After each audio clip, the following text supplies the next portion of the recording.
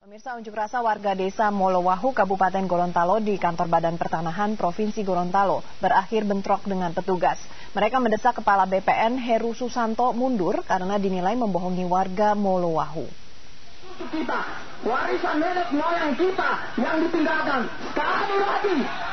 Setelah 2 jam berunjuk rasa dan menggelar orasi di halaman kantor BPN Provinsi Gorontalo, warga desa Molowahu, Kecamatan Tibawa, Kabupaten Gorontalo, mencoba menerobos barikade petugas. Pengunjuk rasa kecewa karena Kepala BPN menolak menemui warga. Bentrokan antara massa dengan anggota polisi dari Polres Gorontalo tidak terhindarkan.